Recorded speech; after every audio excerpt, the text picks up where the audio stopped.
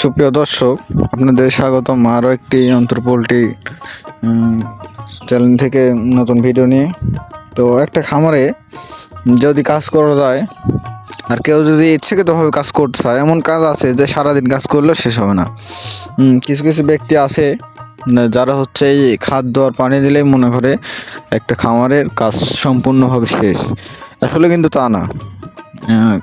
খামারে বিভিন্ন ধরনের কাজ থাকে, আমরা দেখতে পাচ্ছি এখানে হচ্ছে মুরগিগুলো খুব ভালো ছিল বা লিটারও ভালো আছে, কিন্তু তারপরেও হচ্ছে আমাদের প্রতিদিনে কমপক্ষে হচ্ছে একবার দুইবার হলেও ঘুমগুলো হাংলায় দিতে হয়। আচ্ছা, যদি ঝরঝরা থাকে তাহলে পা দিয়ে দিলে হয় বা হচ্ছে কোনো কিছু দেওয়া নিচের ইয়েগুলো হাংলায় দিতে হয়। এখানে দেখতে পাচ্ছেন আমার পিছনে ওইদিকে আমার আব্বা হচ্ছে এগুলো করতেছে, আমি এইদিকে খাদ্য শেষ হয়ে গেছে, খাদ্যগুলো দিচ্ছিলাম। আসলে এরকম সময় কোনোভাবেই খাদ্য শর্ট দেওয়া যাবে না, যেহেতু আমার কোম্পানির সাথে ব্যবসা, তাই খাদ্যর কোনো রকম প্রবলেম হয় না। তবে এখন হচ্ছে প্রবলেম অতিরিক্ত বৃষ্টি, তাই খাদ্যগুলো হচ্ছে সুরক্ষিতভাবে রাখা এটা একটু কারণ হচ্ছে ঠান্ডা লাগলে বা ঠান্ডা হয়ে গেলে খাদ্যগুলো জমাট বেঁধে যায়, তো এইগুলো দেখাশোনা করে রাখতে হয়। আর হচ্ছে দিনের মধ্যে 4-5 বার করে খাদ্য দিতে হয় বারবার। এর ক্ষেত্রে মুরগিগুলো হচ্ছে খুব দ্রুত খাদ্যগুলো গ্রহণ করতে পারে, খুব হচ্ছে সুস্বাদের উপরে আর কি, এক কথায় বলতে গেলে। কারণ হচ্ছে খাবারগুলো বেশিক্ষণ থাকলে খাবারের ভারসাম্য নষ্ট হয়, আর মুরগিগুলোও খুব একটা খাদ্য খায় না। এদিকে আমরা দেখতে পাচ্ছি ঘরগুলো হচ্ছে আজকেও বাড়াই দিছি বেশ খানিকটা, আর 2 থেকে 3 দিন পরে পুরোপুরি ছাড়ার চিন্তা ভাবনা আছে।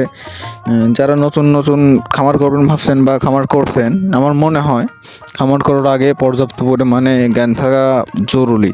কারণ হুট করে খামার করলেই ভালো করা সম্ভব নয়, ভালো করতে হলে অবশ্যই পরিশ্রম করতে হবে।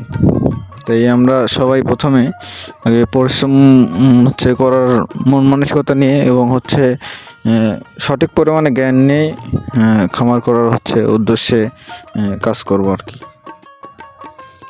বেশিরভাগ সময় মুরগির ক্ষেত্রেই হচ্ছে ক্লিন ট্যাবলেট দিয়ে পানি ফ্রেশ করে দেওয়া উচিত, কারণ হচ্ছে বিভিন্ন জায়গায় বিভিন্ন রকমের পানি একবার হচ্ছে টিউবওয়েল বা হচ্ছে মোটরে দিলে মুরগিতে নানা রকমের প্রবলেম হতে পারে। এই কারণে হচ্ছে পানিগুলা ক্লিন করে দিতে হবে ক্লিন ট্যাবলেটের মাধ্যমে, এবং অ্যাসিড হচ্ছে একবার করে ব্যবহার করতে হবে দিনে কমপক্ষে, তাইলে মুরগির কোনো রকম ঝুঁকি আসবে না আমার মনে হয়।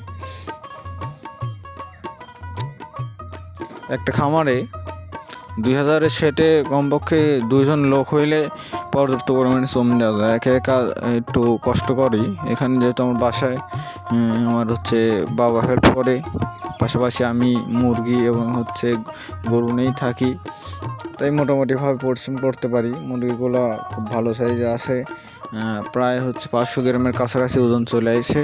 আজকে হচ্ছে মাপলাম মিটারে। এগুলা হচ্ছে প্রতিদিনই কোম্পানির থেকে একজন করে লোক আসে, আর মুরগির যদি কোনো প্রবলেম হয় তারা হচ্ছে চেক করে দেখে। এছাড়াও দীর্ঘদিন ব্যবসা করার খাতিরে আমারও মোটামুটি অভিজ্ঞতা রয়েছে, মুরগিগুলো নিজেই কাটি, নিজেই চেক করে দেখতে পারি। তো এসব জ্ঞান নিয়েই খামার করতে হবে ভাই। আর যদি খামার করে কিছু হচ্ছে লাভ করতে চান, তাহলে অবশ্যই আপনাকে নিজেরই খামারই হতে হবে। আপনি পুরোপুরি সব কাজ অন্য লোক দিয়ে করাতে পারবেন না, আর করলে এটা ভালো নাও হতে পারে আপনার জন্য।